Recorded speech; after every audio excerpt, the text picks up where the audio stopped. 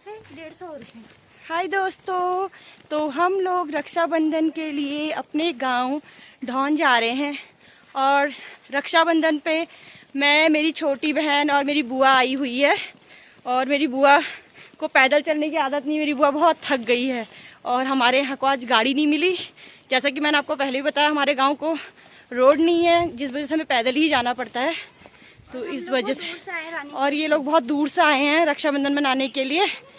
तो अभी घर जाते हैं, घर में क्या कुछ करेंगे वो सारी चीज़ें आपको बताएंगे। बुआ, आप रक्षाबंधन में कुछ कहना चाहेंगी? कुछ बधाइयाँ दीजिए। हैं? आपको राखी की बधाई सबको। हैप्पी रक्षाबंधन। तो मेरी बुआ आप सभी को रक्षाबंधन की ढेर सारी शुभकामनाएं दे रही हैं। तो अभी घर जाके हम रक्षाबंधन सेलिब्रेट करेंगे, उसके बाद मैं आपको दिखाऊंगी कि क्या कुछ करते हैं। देखिए, ये है हमारे गांव की हालत, गांव की रोड। क्यों बोलती हूँ? इसीलिए बोलती हूँ कि आप देख सकते हैं ना कि कैसी यहाँ की रोड है, कैसे यहाँ पे लोग कैसे अपना जीवन यापन कर रहे हैं। तो अब हमारी रोडों की हालत देख सकते हैं कितनी अच्छी है गांव की। और ये मार्केट से ज़्यादा दूर भी नहीं है, 4 किलोमीटर आगे है। और ऐसी हालत है रोडों की। शायद हम सिर्फ डाल सकते हैं, बोल सकते हैं, इस पर काम नहीं कर सकते। आप देख सकते हैं, जैसा कि मैंने आपको अभी दिखाया ना कि हमारे यहाँ पर गांव में जो रोड है, कच्ची रोड, उसकी हालत मैंने आपको दिखाई कितनी बुरी है। इसी को पार करके हमें गांव जाना है और ये रोड भी आधे रास्ते में टूट जाती है, जिस वजह से जो हमारा पैदल मार्ग था वो भी रुक जाता है। अब देखिए, हम लोग धीरे धीरे आगे बढ़ेंगे। उसके बाद हमारे यहाँ पर गधेरा पड़ता है। ये बहुत बड़ा गधेरा है। जब बरसात तेज होती तो ये गधेरा अपने साथ कई लोगों को बहा के भी ले जा सकता है, ऐसा यहाँ पर गधेरा आता है। और हमारे यहाँ पे जो गाँव है ना, 7-8 गाँव हैं, जैसे कि बियाड़, माल, ढौन, तलाई, डीठा चौरा और सिरमौली, इतने गांव इसके अंदर आते हैं। पर यहाँ पर रोड नहीं है, बहुत बुरी हालत है। हमारे जो छोटे छोटे भाई बहन हैं, जो छोटे छोटे भाई बहन स्कूल जाते हैं, वो इसी गधेरे को पार करके जाते हैं।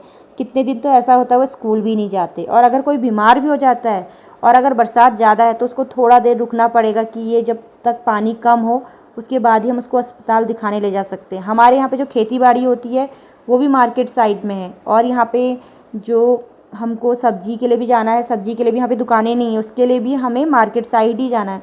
तो इतनी बुरी हालत हमारे यहाँ पर गांव में रोड की है। तो बहुत ही बुरा लगता है। शाम को जब मेरे चाचा आते हैं दुकान से, उन्हें भी ये गधेरा करके अक्सर मतलब बरसात हो जाती है, इसी को पार करके आना पड़ता है।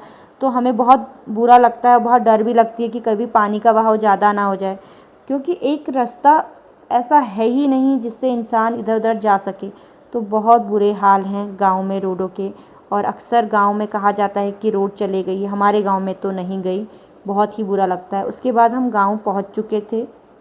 गांव पहुंचने पर सबसे पहले हमने यहाँ पर छोटी दादी का आशीर्वाद लिया। फिर मेरी छोटी बहन आई हुई थी, तो फिर मैं उससे भी मिली और यहाँ पर छोटी दादी से थोड़ा देर बात करी। छोटी दादी बता रही थी कि काफ़ी टाइम से यहाँ पर बारिश हो रही है, जिस वजह से मौसम काफ़ी ख़राब है। फिर मेरी छोटी बहन भी आ गई थी, वो भी छोटी दादी से यहाँ पर मिली। और छोटी दादी यहाँ पर खाने की तैयारी कर रही थी और उन्होंने छोटी बहन को काफ़ी आशीर्वाद दिया। हमारे यहाँ अगर कोई भी आता है तो उसे गले मिलकर बहुत सारा प्यार दिया जाता है। तो छोटी दादी भी मेरी बहन से गले मिल रही थी। उसके बाद हम अपनी छोटी चाची के यहाँ चले गए थे। मेरी छोटी बहन ने भी आशीर्वाद लिया। फिर चाची के यहाँ गए थे। जो मेरा छोटा भाई था, छोटे छोटे ब्लॉग बना रहा था। फिर यहाँ पे जो मेरा भाई था वो मिल गया था। हमने सोचा फिर राखी वगैरह बांधेंगे। उन्होंने कहा तुम इतने लेट क्यों हो गए? तो हमने कहा आज गधेरा आया हुआ था, जिस वजह से हम नीचे के रास्ते नहीं आए, ऊपर के रास्ते आए। और वहाँ पर भी बहुत ही फिसलन हो रही थी रोड में। जैसे तैसे हम यहाँ पर पहुँचे। गाड़ी तो आज थी भी नहीं कि हम बुकिंग में कोई गाड़ी लेके आ सके। फिर मेरी बहन और मैंने थोड़ा देर यहाँ पर रेस्ट किया। जैसे ही हम यहाँ पर आए थे ना, काफ़ी धूप लगी हुई थी। तो चाची ने कहा थोड़ा देर आराम कर लो, उसके बाद फिर भाई को राखी बांधोगे। एक भाई हमारे आज गांव में कुछ हुआ था तो कहीं गया हुआ है, तो वो नहीं मिल पाया। उसने कहा मैं शाम तक आऊँगा, तब तक तुम भाइयों को बांध देना। अक्सर क्या होता है ना, मेरे यहाँ पर सारे भाई होते हैं, तो अब पढ़ाई की वजह से कोई भाई कहाँ चले गया। मेरे भैया खुद जॉब करते हैं और उन्हें आज छुट्टी नहीं थी। वो दिल्ली से हर साल आते थे राखी बांधने के लिए, और इस बार मेरे भाई को छुट्टी नहीं थी। तो बहुत बुरा लग रहा था। बड़े भैया नहीं थे, साथ में मेरी 2 बहनें हैं, वो भी अक्सर रक्षाबंधन में आती हैं। आज उनकी भी छुट्टी नहीं थी। वो लोग दिल्ली रहते हैं। और बीते टाइम इतनी बारिश हुई है ना कि मौसम बिल्कुल भी अच्छा नहीं था और रास्ते काफ़ी ख़राब हो जा रहे हैं। इस वजह से सभी लोगों ने मना भी कर दिया था और साथ में उनको छुट्टी भी नहीं थी। तो उनकी भी काफ़ी याद आ रही थी। और फिर मेरी छोटी बहन भी छोटे भाई को राखी बांध रही है। छोटे भाई के मुंह में ना हमने इतनी मिठाई भर दी है, देख सकते हैं कैसे खा रहा है। और उसको ना वीडियो बनाना काफ़ी अच्छा लगता है, वो खुद भी वीडियो बनाता है। और इसके बाद हमने उसको राखी बांधी और देख सकते हैं ना उसको आज इतनी सारी राखी बांधी। हमारे गांव में क्या है ना कि सारे बच्चे एक एक घर में जाते हैं और सभी भाइयों को राखी बांधते हैं, तो बहुत अच्छा लगता है। तो देखो मेरी छोटी बहन भी राखी बांध रही है और साथ में भाई ने हमारे लिए इनाम भी रखा है। चाची भी साथ में थी तो बहुत अच्छा लग रहा था। फिर हम एक एक करके भी राखी बांधेंगे और दिनों और भाई बहन भी होते तो बहुत अच्छा लगता है। और हम अपने भाइयों को ही राखी नहीं बांधते बल्कि हम अपनी बहनों को भी राखी बांधते तो बहुत अच्छा लगता है। भाइयों को राखी बांधने के बाद हमने सोचा क्यों ना अपनी बहनों को भी राखी बांधा जाए। तो फिर यहाँ पे छोटी बहन मानसी बैठी हुई थी तो मैंने सबसे पहले मानसी को भी राखी बांधी। क्या होता है ना बच्चे छुट्टियों में ही आ पाते हैं और रक्षाबंधन का ना हर कोई इंतज़ार करता है। तो हम लोग भी कर रहे थे कब रक्षाबंधन आएगा, कब घर जाएंगे, भाई बहनों को राखी बांधेंगे, तो बहुत अच्छा लगता है। फिर मैंने मानसी को मिठाई खिलाई। उसके बाद मेरी छोटी बहन ने भी मानसी को राखी बांधी और कल उसको जाना था देहरादून को और वो निकल जाएगी, तो आज वो थी तो हमने सोचा फटाफट राखी बांध लेते हैं। और रक्षाबंधन का जो ये ब्लॉग था ना थोड़ा सा मैंने एक दिन बाद ही बना पा रही हूँ क्योंकि टाइम नहीं मिल पाया था वीडियो बनाने का, तो इस वजह से। और छोटी छोटी वीडियो मैंने बनाई हैं वो मैं आपको दिखा रही हूँ। उसके बाद फिर मैंने अपनी बहन को भी यहाँ पर राखी पहनाई और काफ़ी खुश थी वो भी। और इतनी अच्छी लगती है ना वो जब सारी चीज़ें, उसको साड़ी पहनना बहुत अच्छा लगता है। और हमारे यहाँ क्या होता है जब मायके जाते हैं तो मैंने आपको बताया हर शुभ काम में पिछौड़ा पहना जाता है। जब नई नई दुल्हन होती है तो वो भी यहाँ पर पिछौड़ा पहन के आई थी, फिर उसने मेरा आशीर्वाद लिया। फिर मैंने उसको ढेर सारा आशीर्वाद दिया यहाँ पर। उसके बाद मेरी बहन ने कहा जब तुम सबको बांध रही हो तो हम भी आपको बांधेंगे। तो फिर मेरी छोटी बहन ने मुझे यहाँ पर बैठाया। उसके बाद उसने बैठाने के बाद मुझे सबसे पहले तिलक लगाया और तिलक लगाने के बाद फिर वो मुझे वो मेरे राखी लाई थी, फिर उसने मुझे राखी पहनाई। और हम लोग ना बहुत खुश थे क्योंकि काफ़ी टाइम के बाद जब एक दूसरे से मिलते हैं तो बहुत अच्छा लगता है। और मैं यहाँ पर सबसे बड़ी हूँ और मुझसे सारे भाई बहन छोटे हैं। तो देखिए मेरी बहन ने मुझे यहाँ पर तिलक लगाया पहले। और हम ना चाचा का भी इंतज़ार कर रहे थे क्योंकि मैंने आपको बताया कि हमारे गांव में कुछ होने के कारण चाचा लोग सब वहीं गए थे। तो गांव में क्या होता है बहुत एकता होती है, सब एक दूसरे के काम में जाते हैं, तो चाचा लोग भी अभी गए हुए हैं। तो सबसे पहले हमने यहाँ पर मेरी बहन ने मुझे राखी बांध दी है, साथ में चाची भी थी। तो मैंने कहा सभी लोग एक दूसरे को राखी बांध रहे हैं तो मैंने चाची से कहा आप भी राखी बंधवा लो।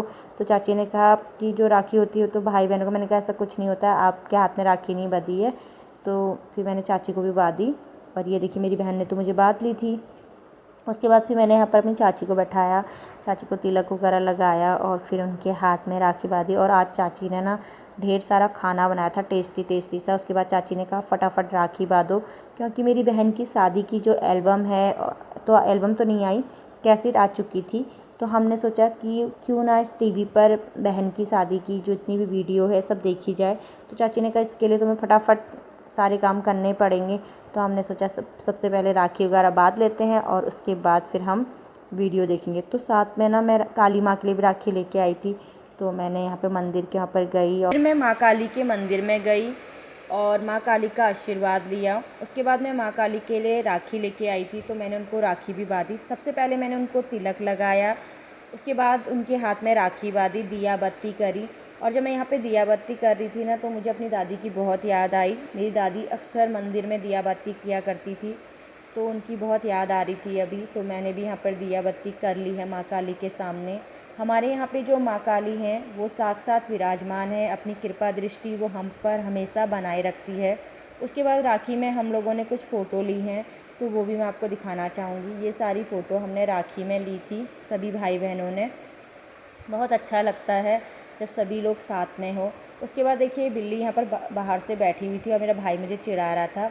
छोटी बहन ने यहाँ पर नाश्ता कर लिया था। नाश्ते में मेरी चाची ने भिंडी की सब्ज़ी, दही और मीठे में कुछ बनाया हुआ था, साथ में पूरी बनाई थी। तो मेरी चाची ने हमारे लिए ढेर सारे यहाँ पर आम रखे हुए थे। तो चाची मेरी छोटी बहन से कह रही थी तेरे लिए आम रखे हैं, इन्हें ज़रूर खाना। उसने कहा ठीक है। उसके बाद चाची ने कहा मैं दिन में मूली का टपकी भी तुम्हारे लिए काटूंगी, वो भी तुम खाना। और साथ में चाचा चिचन लेके आए थे, तो चाची दिखा रही थी कि मधु ये चिचन को भी लेकर जाएगी अपने ससुराल को, तेरे लिए थोड़ा सा रख दूँगी। उसके बाद हम लोगों ने नाश्ता कर लिया था। नाश्ता करने के बाद मैं बाहर आ गई थी, थोड़ा बाहर से मैंने वीडियो बनाई।